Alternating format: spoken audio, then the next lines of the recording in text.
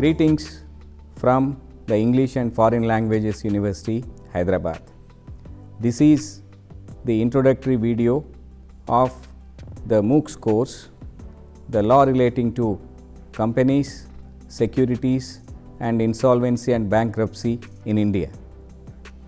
As all of you are aware, we are living in a world of liberalization, privatization and globalization, which bring along with them number of issues, not only in the personal life but also corporate life of the society. The company law, which was originally a part of mercantile law, has emerged as an independent subject in the curricula all over the world, especially in the later part of the 20th century and the beginning of the 21st century. East India Company may be remembered in this context, a company which came to own more than one nation for a very long time, probably up to 1857 or so, and that is the best example of a corporate entity ruling an entire nation. Today the things have changed. The company law has assumed greater significance in the legal pedagogy and also in the teaching and learning of the allied disciplines like the commerce, business management, so on and so forth.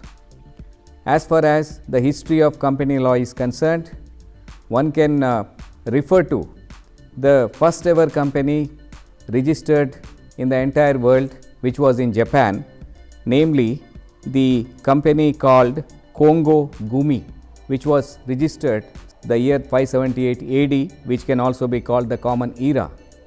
We can also remember the other companies like the Shirley Plantation, which is the oldest company in United States of America, having been established in Virginia in the year 1613, that is much before United States of America was formed.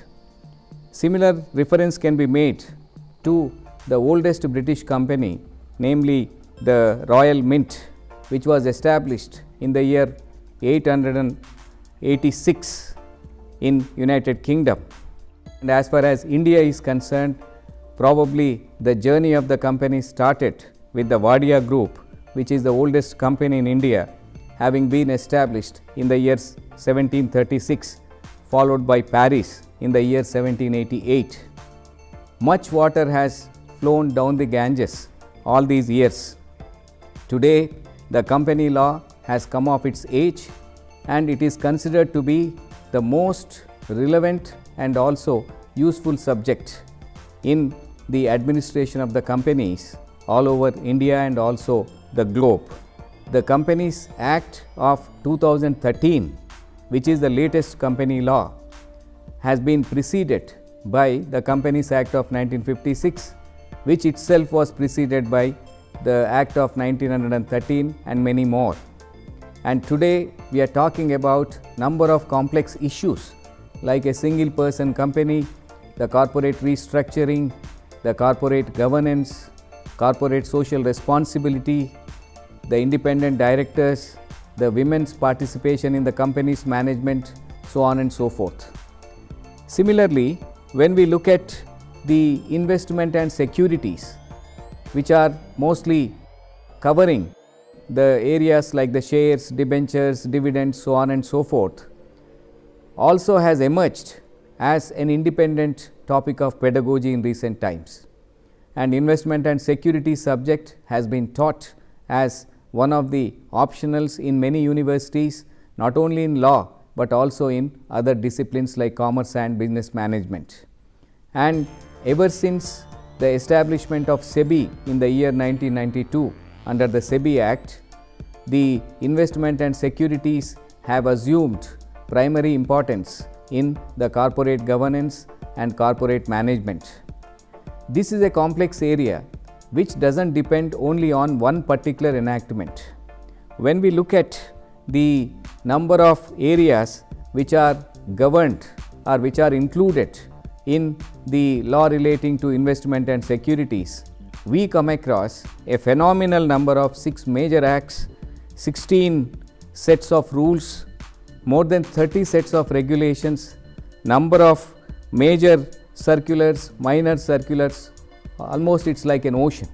So there is an imminent necessity of simplifying all these delegated legislations, because most of the law of investment and securities is in the form of delegated legislation.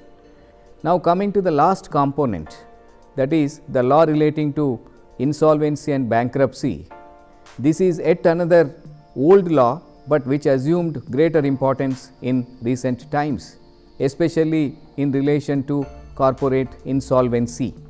The previous regime consisted of the Sikh Industrial Companies Act 1985, the Presidency Towns Insolvency Act, and the Provincial Insolvency Act. Now they have disappeared. In their place, Insolvency and Bankruptcy Code has been enacted in the year 2016, and it has also withstood the test of constitutionality in the famous Swiss Ribbons Companies case. Therefore, this MOOC program on law relating to companies, investment and securities, and insolvency and bankruptcy is a unique combination of three important emerging areas which are the need of the hour as far as the students, practitioners, teachers and other stakeholders are concerned. We have designed as many as 43 video lessons along with the scripts and the requisite modules, and there are 4 eminent resource persons assisted by a teaching assistant to take care of this 11 weeks program. The resource persons are the professors of eminence, including Professor KVS Sharma, Professor of Corporate Laws and Vice Chancellor of Maharashtra National Law University, Aurangabad. Then the other resource person on investment and securities is Dr. P. Bhaskar Mohan, former member National Company Law Tribunal and senior advocate in AP and Telangana High Courts. And as far as insolvency and bankruptcy is concerned, we have highly experienced and accomplished company secretary and administrator and also certified insolvency professional Dr. Rajamogili Amirisetti, and yours truly has also contributed one summation for this particular series.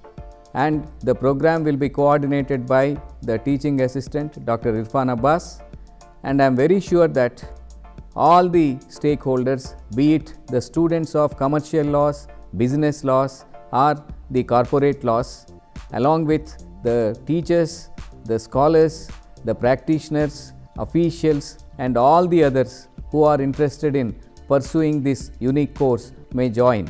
And I can assure you that there will not be any dull moment, and all the up-to-date and authentic information will be given to you with all the live examples and illustrations.